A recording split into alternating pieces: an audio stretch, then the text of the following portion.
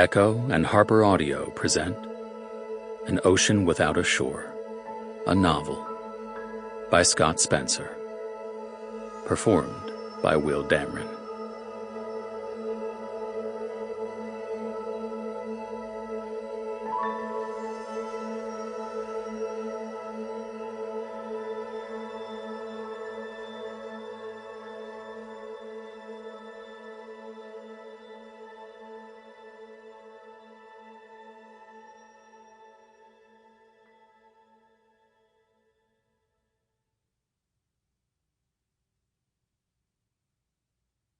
He who cannot howl will not find his pack.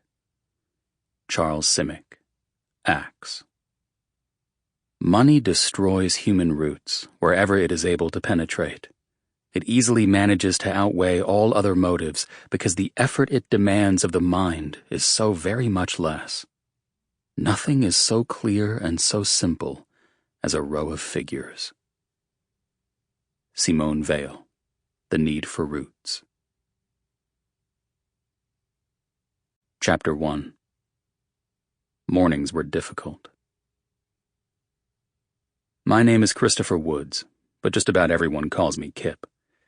Soon, I'm going to be finding out what the judge has decided to give me, though it's really what will be taken away, such as the right to sleep in my own bed, retire and rise on my own schedule, go to the movies, take walks, drink wine, and just about every other of life's pleasures, heretofore taken for granted.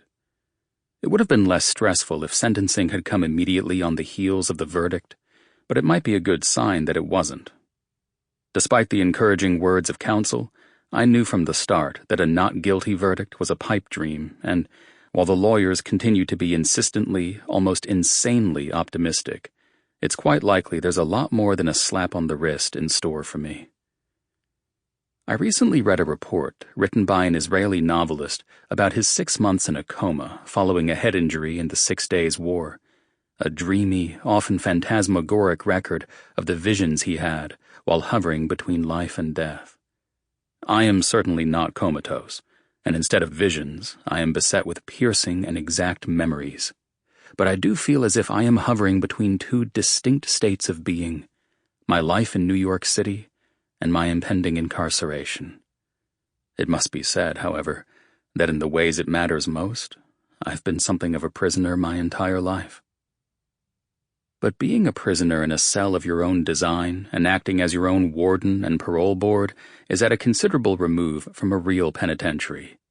And as I await my sentence, I have decided my life took its first turn toward the present disaster on March 12th, 1997. I'd been out late the night before with a woman named Lori Kaplan, whose father was a client at Adler Associates, the small investment firm where I worked. Lori was an actress, currently in a Sam Shepard play, though in real life she was sunny, endlessly optimistic. She was my date for an AIDS benefit held at the St. Regis Hotel, a dinner followed by an art auction. I spent $22,500 on a small Kiki Smith sculpture, after which the entire ballroom applauded, a sure sign I'd spent too much. I didn't mind. It was a nice piece and a good cause. I wasn't making huge amounts of money, but I gave regularly to that particular AIDS organization, tithing myself in accordance to the precepts of the only church to which I belonged, the church of not acting like a selfish jerk. I got Lori home to her sublet on Ludlow Street about midnight and was back in my place on Charles shortly after that, read for a while, and was asleep by 1:30. Only to be awakened 4.5 hours later by a phone call. Mornings were difficult for me, increasingly so as I aged, running out of time and all that. The rising sun a blow to the heart. Another night has passed, with kisses unkissed, confidences unspoken, and left to wane, wilt, wither, and die. You do your best to perk yourself up. You remind yourself that things could be a great deal worse. You are living well, you enjoy your own company, still holding at your college weight, season tickets to the Met, so many consolations. But sadness can be sneaky, and sometimes upon waking, you feel a certain degree of devastation. Sample complete. Ready to continue?